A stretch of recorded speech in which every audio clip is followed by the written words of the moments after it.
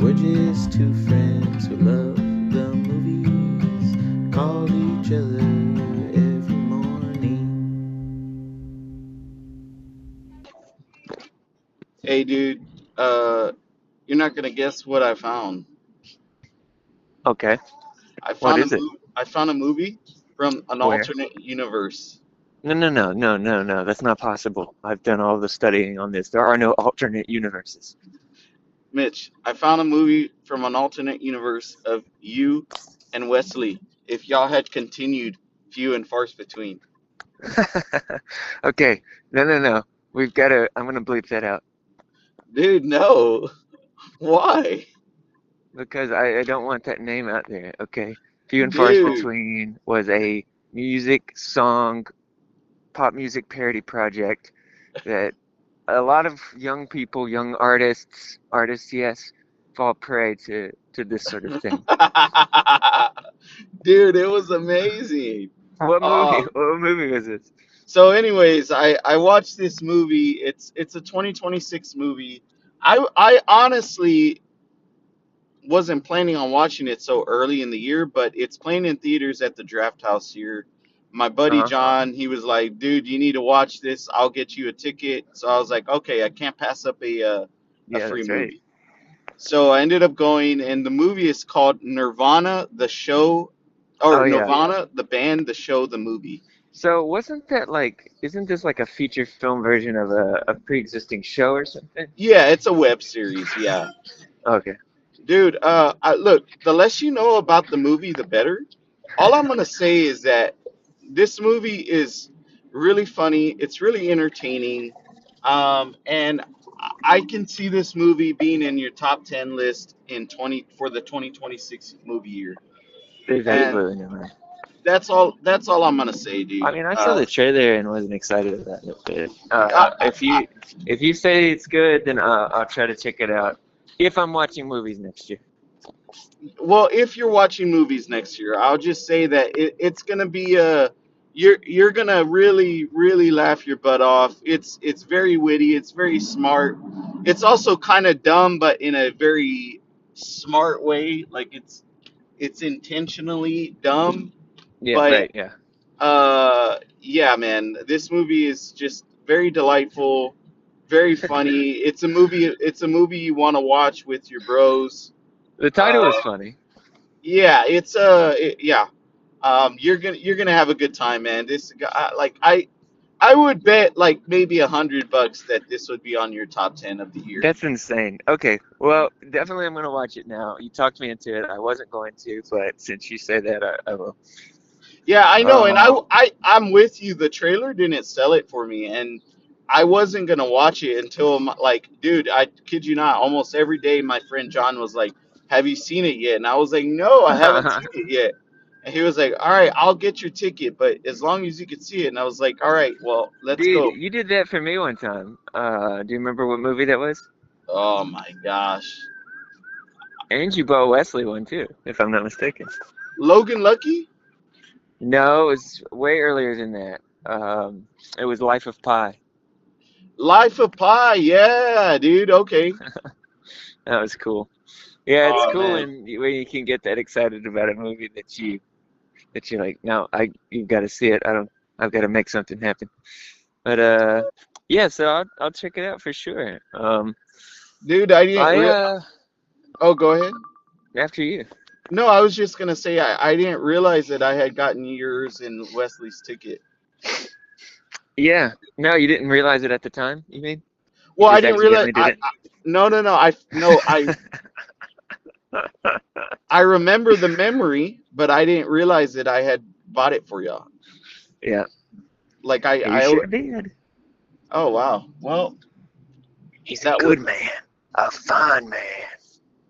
Uh, what were you gonna say? You'll never guess what I watched. Gosh. Um. I'll give you a clue. Okay, go for it. It is a 2025 movie, and it was directed by someone who has won the Academy Award for Best Director in the past. 2025. I guess the other options were in the present or the future, so it probably wasn't necessary to say the past. Oh my gosh, I don't know, man. It Uh, stars someone who has been nominated for Best Supporting Actor, um, has a villain. It stars someone who was in a popular 90s show that was riffing off the 70s. It stars a young lady who was in Guy Ritchie's The Gentleman as Matthew McConaughey's wife. This oh is my this, gosh. this I is an know insane way to I try to know tell. I don't know, man. I don't know. Gosh. You know, It is called Flight Risk. oh wow. Dude. Hey, I got I'll let you continue, but on the genre of B movies, I'll add one to that. But go ahead. How was Flight Risk? Okay, Sam clued you in there that it is in effect a B movie. Now, I'm definitely not gonna say this is a good movie. I will say that, if it were the early aughts and, you know, my mom and I were sitting on the couch and she was flipping through the channels and she found, this on Lifetime or something, and we watched it, I would have a good memory of it. But we're in 2025. I was on the treadmill and I was just like, what in the heck is going on in this movie? It was it's a piece of interesting cinema history. I don't know what to say. It was it was fascinating. Not very good, but sometimes it's like you're watching a movie that's not very good and you're like, wait a minute, what? Okay. Yeah, And to be honest with you, I love me some B movies, but there's a line, right? If and from what I heard, especially from my buddy John, that was not one of the good ones. it was funny because Gibson is just an extraordinary talent, Yeah, in my opinion. And yeah, of course, in Wahlberg, I like Wahlberg. I do Michelle too. Dockery, I even like Topher Topher Grace, Grace. yeah, I like him too. But Um, but it's just like you're watching and you're just thinking through the decisions, and you're like, okay, I mean, I know there's budget stuff, but like the writing is strange, and I mean, so I enjoyed myself in a strange kind of way, but I mean, it I was think a it. misstep. Yeah, I think the script plays a big part in that, right? It's It's not so probably much. the biggest, yeah. But the Yeah, it's filmmaking wasn't great. yeah, which is unfortunate because I mean, you people forget Mel Gibson, Braveheart, Passion of the Christ, Apocalypto, which is one of my all-time favorite movies. I don't know if you've ever seen Apocalypto, but Mitch, like, God, man, that movie is amazing. Yeah, I Uh, keep hearing it.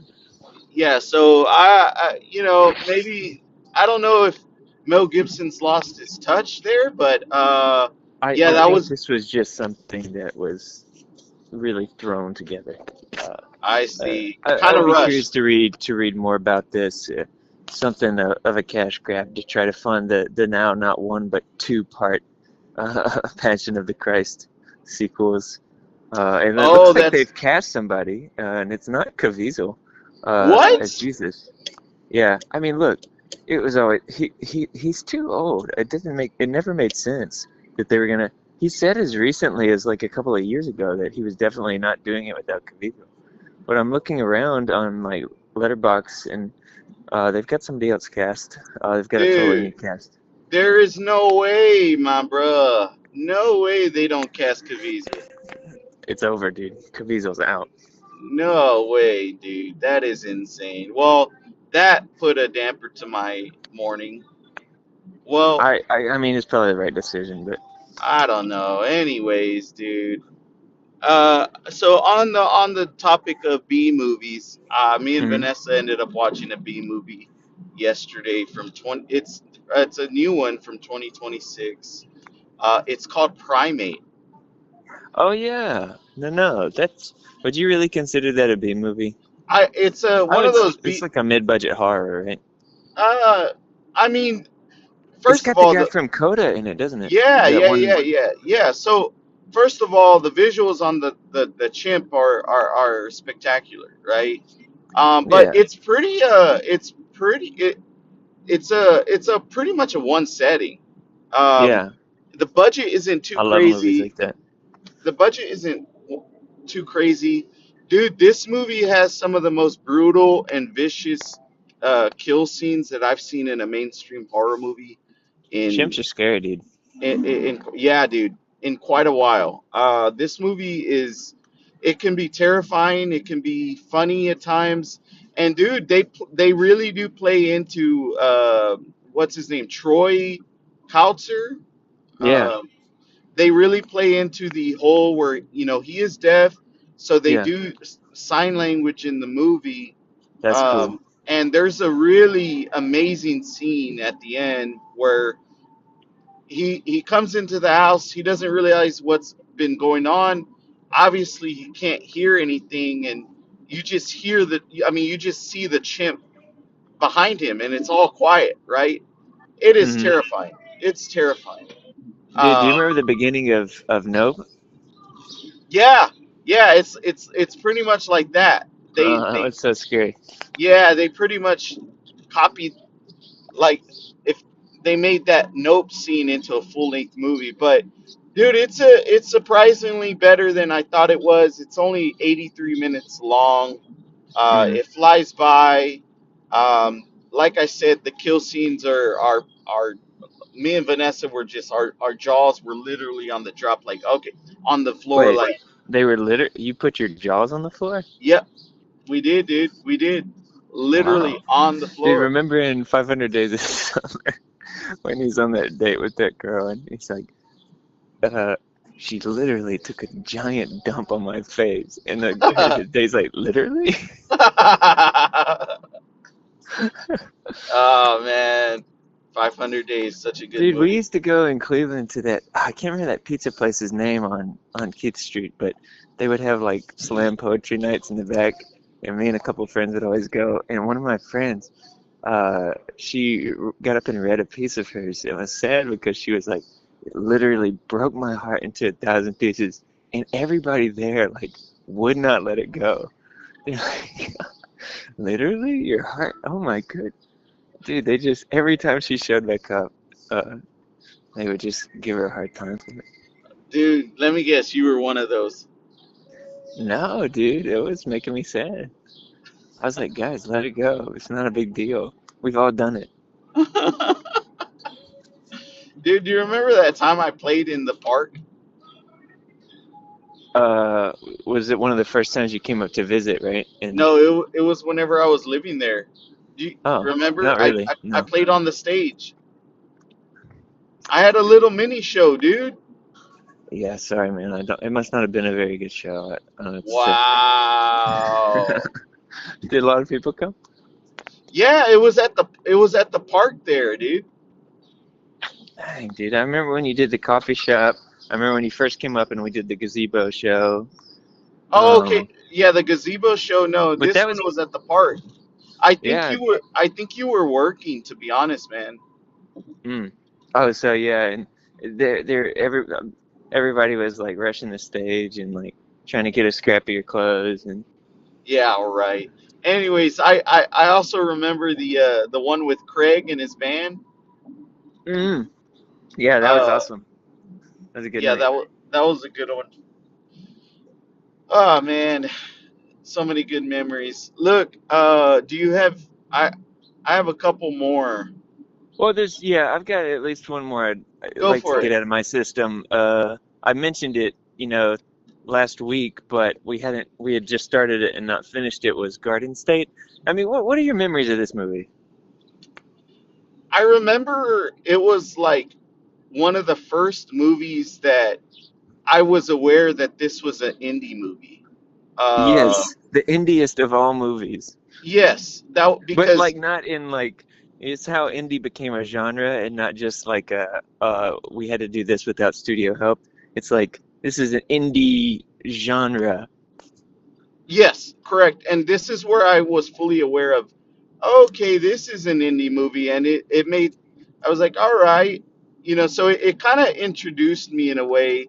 Although now that I think of it, I had already been seeing, odd, very low budget movies before this one. But you're right. This is the first one where I remember thinking, like, okay, this is the indie genre. This is a movie you watch, and if you sat down and said, "Okay, I'm gonna write a critical piece on this," you could destroy it. It is just the low-hangingest fruit of critical deconstruction. And Zach Braff directs it, and Natalie Portman is in it as the manicest, the pixiest, the dreamiest, the girliest you've ever seen any character in any film ever. But at the same time, man, you remember Rhett and Link? No. They did comedy, YouTube stuff. They have a podcast now, but they were making fun of this guy on American Idol that gave a speech after she got booted from the show, and they were like, little did she know she had written the anthem for a generation, and that's how I felt when I was watching this movie. I was like, he had written the anthem for a generation. It's like everybody that's ever, I don't know, been in college or written it. If you've written it, dude, if you've written a screenplay, you've written this movie, okay? I'm just gonna say, like, this is a movie that guys in college write, okay? And I'm just glad that one of them was Actually got it made. embraced. It got made and it wasn't embraced, but it's as bad as it really is. It's like a disastrously beautiful movie. Yeah.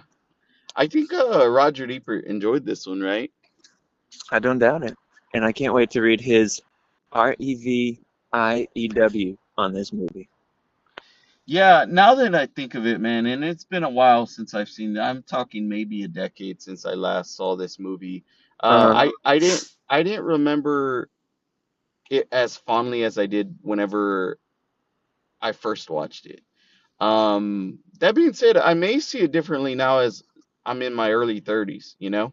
oh yeah, you will see Um, it. You will see it differently. Um, dude, I'm looking at a missing dog poster with a $5,000 reward. Little black and white Shih Tzu. They've dude, been Shih missing Tzu. since December 17th. Mercy me. Oh, That's a sad thing to see. Well, I hope they find their dog. But what else you got on the movie list? yeah, man. So, I'll I'll briefly mention a couple of movies. First of all, I ended up rewatching me and Vanessa, The Shape of Water, Del Toro's The Shape of Water. Oh Uh, yeah, Southern such a theaters on Christmas. yeah, such a just dude, such a magical film. I mean, it's But so weird, good, right? and I sometimes I forget how dark Del Toro can be with his violence, right? It's like you go from one scene that's just a very beautiful scene, and then you get this scene of startling violence. But Sally Hawkins was really great. I enjoyed Michael Shannon more this time around, and then the MVP I think is Richard Jenkins, who is Yes, just, oh man, he is so good. I am so glad he got nominated for that movie, man. I love him in everything, man. He's a great character actor. Yeah, I remember the first time I ever watched him in a movie was The Visitor. Do you remember that? No, I didn't see that one. Oh man, that was like, I'm talking like maybe 2008, 2007. Um yeah, man, that was the first time. It was of course an indie film, and I was like, who is this guy? I don't think I've ever seen him. And then now I watch movies pre that You're year. like, oh yeah, I've definitely seen him like I've seen 50. him, but all they need is just a role, right? They just need one role to kind of change Well, and a things lot of for them. times, to your point, like you'd be seeing a character actor for a while, and for whatever reason, one movie they just stick in your personal brain. Like it's not like they have like a breakout that everybody gets on the same page about them. I guess sometimes it happens, but Yeah. like yeah, I remember Killing Them Softly was the first movie like where he like kind of seared into my brain. And then after that, it was like every time I see him, I get excited. Oh, dude, remember him in Bone Tomahawk? He was so good in that one. Oh gosh, man, that movie is so good. That movie goes hard. Oh Jesus, man, it's like it's a western all the A way into horror the western. it's so it's a western majority of the film, right? Like, Hmm. and it has some brutal violence throughout. Keep that in mind. But then it turns into a straight up horror movie in the final 30 minutes, you know? Yeah, yeah, And really effectively. like I can't I can't think of a another movie that does it so seamlessly, right? Where it just like from literally one scene to the next, it's like Western horror, and I think that's what makes it so terrifying to me. God, man, I'm just thinking about that movie. That movie has, The yeah, guy Zahler that made it, Craig Zahler, I want to say, I think he was a novelist or something at first, but his follow-up to that one, Prisoner in Cell Block 99, or I think is the name of it, I Brawl in think Cell it's Block like 99. Raw. Yeah, Yeah, that movie I liked even better. And Vince Vaughn is so good in it. dude. So actually, although I do like that one, hey, good morning. I do like that one. It's actually my least favorite. I think I prefer. Did you watch Dragged Across Concrete? With Mel and Vaughn, right? Or Yeah, yes. no, I didn't see that one actually. Oh man, that one you need to watch that. If you're a fan of that director, right? You've already seen two of his films. You need to check that one out. Yeah, I heard good things. Yeah, that one's more of a like a crime about like cops and it's so good, man. Whew. Walking the stairs right now. Yeah, get those stairs, man. I Get you in know. good shape. I got to, dude. Gosh. Vanessa and me were already talking like by the time the baby comes, we just want to lose weight already. Oh, Yeah, get that six pack back, dude. I know. All right, dude. Well, I'll talk to you later, man. See ya.